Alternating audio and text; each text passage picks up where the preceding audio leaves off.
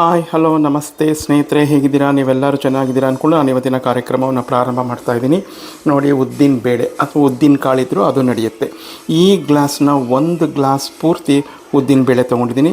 ಅದೇ ಗ್ಲಾಸಲ್ಲಿ ಅರ್ಧ ಗ್ಲಾಸು ಮಾಮೂಲಿ ನಾವು ಊಟ ಮಾಡ್ತೀವಲ್ಲ ಆ ಅಕ್ಕಿ, ಸಣ್ಣ ಅಕ್ಕಿ ತೊಗೊಂಡಿದ್ದೀನಿ. ಸೋನಾ ಮಸೂರಿ, ನಿಮ್ಮ ಹತ್ರ ಸೊಸೈಟಿ ಅಕ್ಕಿ ಇದ್ದರೂ ಅದು ನಡೆಯುತ್ತೆ, ದೋಸೆ ರೈಸ್ ಇದ್ದರೂ ಅದು ನಡೆಯುತ್ತೆ. ಈಗ ಇದೆರಡನ್ನು ಚೆನ್ನಾಗಿ ತೊಳೆದು ಒಂದು 4ರಿಂದ 5 ಗಂಟೆಗಳ ಕಾಲ ನೆನೆಸ್ಕೊಳ್ಳೋಣ. ನಂತರ ನಾನೇನು ಮಾಡ್ತೀನಿ ಅನ್ನೋದನ್ನು ಆಮೇಲೆ ಶೇರ್ ಮಾಡ್ತೀನಿ. ಸ್ನೇಹಿತರೆ ನೋಡಿ, ಸುಮಾರು 4ರಿಂದ 5 ಗಂಟೆಗಳ ಕಾಲ ಅಕ್ಕಿ ಮತ್ತು ಉದ್ದಿನ ಬೇಳೆಯನ್ನು ಚೆನ್ನಾಗಿ ನೆನೆಸ್ಕೊಂಡಿದ್ದೆ. ಈಗ ಈ ನೀರನ್ನೆಲ್ಲ ಬಸಿದು ಸ್ವಲ್ಪ 1-2 ಸ್ಪೂನಷ್ಟು ನೀರು ಹಾಕ್ಕೊಂಡು ಗಟ್ಟಿಗೆ ರುಬ್ಕೊತೀನಿ. ಸ್ನೇಹಿತರೆ, ಈ ಹದದಲ್ಲಿದೆ ನೋಡಿ. ಈ ಹದದಲ್ಲಿ ನಾವಿಟ್ಕೊಂಡ್ರೆ ಸಾಕು, ನಿಮಗೆ ಅದ್ದಿ ಎಣ್ಣೆ ಒಳಗಡೆ ಬಿಡೋಕ್ಕೆ ಕರೆಕ್ಟಾಗಿದೆ ಈ ಹದ. ಈ ಹದದಲ್ಲಿ ನೀವು ರುಬ್ಕೊಳ್ಳಿ. ಪ್ರೀತಿಯ ಸ್ನೇಹಿತರೆ ನೋಡಿ, ಈ ಸುಕ್ಕಿನುಂಡೆ ಅಥವಾ ಚಿಕ್ಕಿನುಂಡೆ ಮಾಡೋದಕ್ಕೆ ನಾನು ಪದಾರ್ಥಗಳನ್ನ ಇಟ್ಕೊಂಡಿದ್ದೀನಿ. ಒಬ್ಬೊಬ್ಬರು ಒಂದೊಂದು ವಿಧಾನದಲ್ಲಿ ಈ ಚಿಕ್ಕಿನುಂಡೆಯನ್ನು ಅಥವಾ ಸುಕ್ಕಿನುಂಡೆಯನ್ನು ಮಾಡ್ತಾರೆ. ನಾನು ಯಾವ ರೀತಿ ಮಾಡ್ತೀನಿ, ಇದು ಸುಲಭವಾಗಿದೆ ಈ ವಿಧಾನ, ಅದೇ ರೀತಿ ನಿಮಗೆ ತೋರಿಸ್ತಾ ಇದ್ದೀನಿ. ನೋಡಿ, ಈ ಗ್ಲಾಸ್ನ ಅಳತೆಯಲ್ಲಿ 1 ಗ್ಲಾಸು ಬಿಳಿ ಎಳ್ಳು ತೊಗೊಂಡಿದ್ದೀನಿ. ಇಲ್ಲಿ ಬಿಳಿ ಎಳ್ಳನ್ನೇ ಉಪಯೋಗಿಸ್ಬೇಕು ಕಡ್ಡಾಯವಾಗಿ. ನೀವು ಸಾವಾಗಿರ್ತಕ್ಕಂಥ ಮನೆಯಲ್ಲಿ ಮಾತ್ರ ಕರಿ ಎಳ್ಳನ್ನು ಉಪಯೋಗಿಸ್ಬೇಕು, ಇದು ನೆನಪಲ್ಲಿಟ್ಕೊಳ್ಳಿ. ಇದೇ ಗ್ಲಾಸ್ನ ಅಳತೆಯಲ್ಲಿ 1 ಗ್ಲಾಸ್ ಕಾಯಿ ತುರಿ, 1 ಗ್ಲಾಸ್ ಉರುಗಡ್ಲೆ, 4 ಹೆಸಳು ಏಲಕ್ಕಿ. ನಮಗೆ ಸ್ವಲ್ಪ ಸಿಹಿ ಜಾಸ್ತಿ ಇರಬೇಕು, ಆದ್ದರಿಂದ ಇದೇ ಗ್ಲಾಸ್ನಲ್ಲಿ 2 ಗ್ಲಾಸ್ ಬೆಲ್ಲವನ್ನು ತೊಗೊಂಡಿದ್ದೀನಿ. ಇದು ಬೈಂಡಿಂಗಿಗೋಸ್ಕರ ಅಕ್ಕಿ ಹಿಟ್ಟು 2 ಸ್ಪೂನ್ ತೊಗೊಂಡಿದ್ದೀನಿ. ತುಪ್ಪ, ಇದಿಷ್ಟೇ ಇದಕ್ಕೆ ತಗೋಬೇಕಾಗಿರೋ ಪದಾರ್ಥ. ಸ್ನೇಹಿತರೆ ನೋಡಿ, ಇದು ನಮ್ಮ ಅಮ್ಮನ ಕಾಲದ ಹಳೇ ಬಾಣಲೆ. ಈಗ ಈ ಬಾಣಲೆಯನ್ನೇ ಇಟ್ಕೊಂಡಿದ್ದೀನಿ ಮಡಿಯಾಗಿ, ಅವರಿಗೆ ಹಿರಿಯರಿಗೆ ಮಾಡ್ತಾ ಇರೋದಲ್ವ, ಆದ್ದರಿಂದ ಇದನ್ನು ಇಟ್ಕೊಂಡು ಈಗ ನಾನು ಎಳ್ಳನ್ನು ಹಾಕೋತಾ ಇದ್ದೀನಿ. ಲೋ ಫ್ಲೇಮ್ನಲ್ಲಿ ಚಿಟಪಟ ಅಂತ ಶಬ್ದ ಬರೋವರೆಗೂ ಹುರ್ಕೋಬೇಕು, ಅಡಿ ಹತ್ತಿಸ್ಬಾರ್ದು. ಮತ್ತೊಮ್ಮೆ ಹೇಳ್ತಾ ಇದ್ದೀನಿ ನೋಡಿ, ಈ ಹದದಲ್ಲಿ ಹುರ್ಕೊಂಡಿದ್ದೀನಿ. ನೋಡಿ, ಇಲ್ಲಿ ಹೊರಗಡೆಗೆಲ್ಲ ಆರಿದೆ ಚಿಟಪಟ ಅಂತ, ಅದನ್ನೆಲ್ಲ ಎತ್ಕೊಳ್ಳೋಕ್ಕೆ ಹೋಗಬೇಡಿ. ಈ ಹುರಿದಿರೋದು ಈ ಹದದಲ್ಲಿದೆ, ನಿಮ್ಗೆ ತೋರಿಸ್ತಾ ಇದ್ದೀನಿ.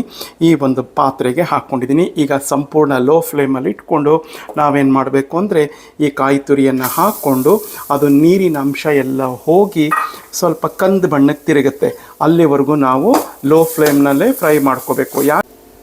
ಸ್ನೇಹಿತರೆ ನೋಡ್ತಾ ಇದ್ದೀರಲ್ಲ, ಲೈಟಾಗಿ ಬಣ್ಣ ತಿರುಗಿದೆ ನೋಡಿ, ಎಷ್ಟು ಬಿಡಿ ಆಗಿದೆ ಅಂತ.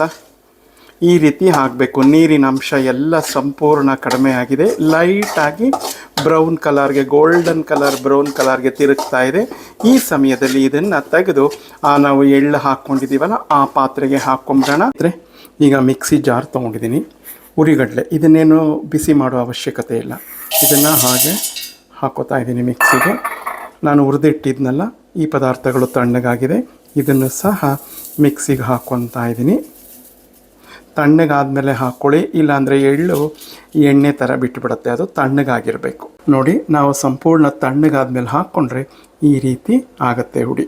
ಈ ಹದದಲ್ಲಿ ಇರಬೇಕು. ಸ್ನೇಹಿತರೆ ಮತ್ತೆ ಬಾಣಲೆ ಇಟ್ಕೊಂಡಿದ್ದೀನಿ. ಈ ಬಾಣಲೆಗೆ 3 ಸ್ಪೂನಷ್ಟು ನಂದಿನಿ ತುಪ್ಪವನ್ನು ಹಾಕ್ಕೊಂಡಿದ್ದೀನಿ. ಈಗ ಇದು ಕರಗಲಿ, ಲೋ ಫ್ಲೇಮಲ್ಲೇ ಇರಲಿ. ನೋಡಿ, ತುಪ್ಪ ಕರಗಿದೆ. ಈಗ ಈ ಅಕ್ಕಿ ಹಿಟ್ಟನ್ನು ಇದಕ್ಕೆ ಹಾಕ್ಕೊಂಡು ಸ್ವಲ್ಪ ಬಾಡಿಸ್ಕೊಳ್ಳೋಣ. ಅಕ್ಕಿ ಹಿಟ್ಟು ನಾನು ಹೇಳಿದ್ನಲ್ಲ ಏನಕ್ಕೆ ಹಾಕ್ಕೋಬೇಕು ಅಂತ, ಅದು ಒಂದು ಬೈಂಡಿಂಗ್ ಕೊಡುತ್ತೆ, ಉಂಡೆ ಎಲ್ಲೂ ಒಡೆದೋಗೋದಿಲ್ಲ ನಾವು ಎಣ್ಣೆ ಒಳಗಡೆ ಬಿಟ್ಟಾಗ. ಸ್ನೇಹಿತರೆ ಸಂಪೂರ್ಣವಾಗಿ ಹಾಕ್ಕೊಂಡು ಮಿಕ್ಸ್ ಮಾಡ್ಕೊಂಡಿದ್ದೀನಿ ಒಂದ್ಸರಿ ತುಪ್ಪದಲ್ಲಿ. ಈಗ ನಾವು ಬೆಲ್ಲ ಹೆಚ್ಚಿಟ್ಕೊಂಡಿದ್ವಲ್ಲ ಅಥವಾ ತುರಿದು ಇಟ್ಕೊಂಡಿದ್ವಲ್ಲ ಅದನ್ನು ಹಾಕ್ಕೊಂಡು ಒಂದು 2 ನಿಮಿಷ ಇದರಲ್ಲಿ ಬಾಡಿಸ್ಕೊಳ್ಳೋಣ. ಸ್ನೇಹಿತರೆ 2 ನಿಮಿಷಗಳ ಕಾಲ ನಾನು ಬಾಡಿಸ್ಕೊಂಡಿದ್ದೀನಿ.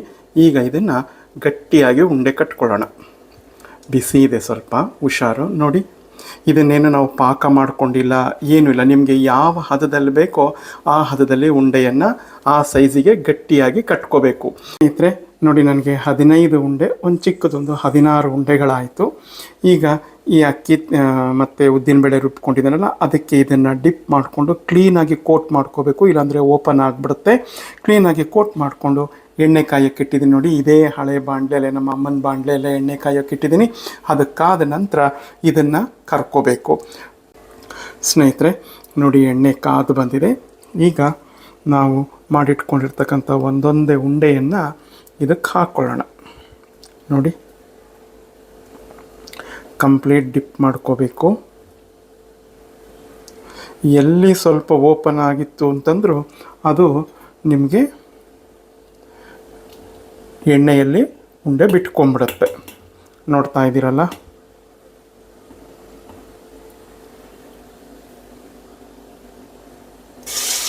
ಹೀಗೆ ಬಿಟ್ಕೊಡಿ.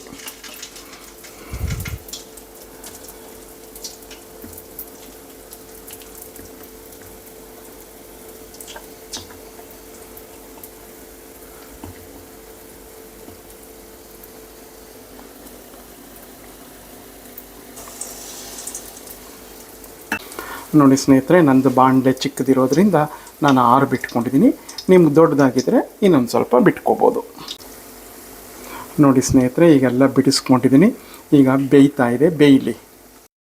ಸ್ನೇಹಿತರೆ ನೋಡಿ, ಈಗ ಬೆಂದು ಬಂದಿದೆ. ಈಗ ತೆಗಿತಾ ಇದ್ದೀನಿ. ಈ ರೀತಿ ನಾವು ಸುಕ್ಕಿನುಂಡೆನ ಅಥವಾ ಚಿಕ್ಕಿನುಂಡೆನ ಮಾಡ್ಕೋಬೋದು. ನಾವೆಷ್ಟೇ ಹುಷಾರಾಗಿದ್ದರೂ ನೋಡಿ, ಒಂದು ಓಪನ್ ಆಗಿಬಿಟ್ಟಿದೆ. ತಲೆ ಕೆಡಿಸ್ಕೋಬೇಡಿ, ಮಾಡ್ತಾ ಮಾಡ್ತಾ ಅದೇ ಸರಿ ಹೋಗುತ್ತೆ. ಪ್ರತಿಯೊಂದೂ ಅಷ್ಟೇ, ಆಡ್ತಾ ನರಳ್ತಾ ರೋಗ ಅಂತ ನಾವು ಪ್ರಯತ್ನ ಪಡ್ತಾ ಇದ್ದರೆ ಪ್ರತಿಯೊಂದು ಸುಗಮವಾಗಿ ಸುಲಲಿತವಾಗಿ ಬರುತ್ತೆ. ಎಲ್ಲರಿಗೂ ಪಿತೃಪಕ್ಷದ ಆರ್ಥಿಕ ಶುಭಾಶಯಗಳು.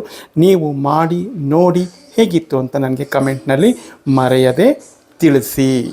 ಪ್ರೀತಿಯ ಸ್ನೇಹಿತರೆ, ಸರ್ವ ಪಿತೃಪಕ್ಷಕ್ಕೂ ಮಾಡಲೇಬೇಕಾದ ಶ್ರೇಷ್ಠವಾದ ಸಿಹಿ ಖಾದ್ಯ ಸುಕ್ಕಿನುಂಡೆ ಅಥವಾ ಚಿಕ್ಕಿನುಂಡೆ, ಏನು ಬೇಕಾದರೂ ಹೇಳ್ಬೋದು. ಇದನ್ನು ಒಂದೊಂದು ವಿಧಾನದಲ್ಲಿ ಮಾಡ್ತಾರೆ.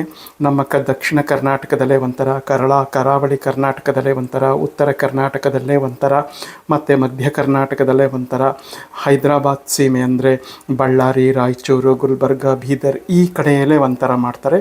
ನಾವು ನಮ್ಮ ಮನೆಯ ಪದ್ಧತಿಯಲ್ಲಿ ನಾನು ಮಾಡಿ ತೋರಿಸಿದ್ದೀನಿ. ಸಂಪೂರ್ಣವಾಗಿ ವಿಡಿಯೋನ ನೋಡಿ, ಲೈಕ್ ಮಾಡಿ, ಶೇರ್ ಮಾಡಿ, ಹಾಗೆ ನನ್ನ ಚಾನಲ್ನ ಸಬ್ಸ್ಕ್ರೈಬ್ ಮಾಡಿಕೊಂಡು ನಿಮ್ಮ ಸಂಪೂರ್ಣ ಪ್ರೋತ್ಸಾಹ ಬೆಂಬಲವನ್ನು ಕೊಡಬೇಕು ಅಂತ ಕೇಳ್ಕೊತೀನಿ. ಮತ್ತೊಂದು ಆರೋಗ್ಯಕರವಾದ ಹಾಗೂ ಇಂಟರೆಸ್ಟಿಂಗ್ ವಿಡಿಯೋ ಒಂದಿಗೆ ಬರ್ತೀನಿ. ಎಲ್ಲರಿಗೂ ನಮಸ್ಕಾರಗಳು.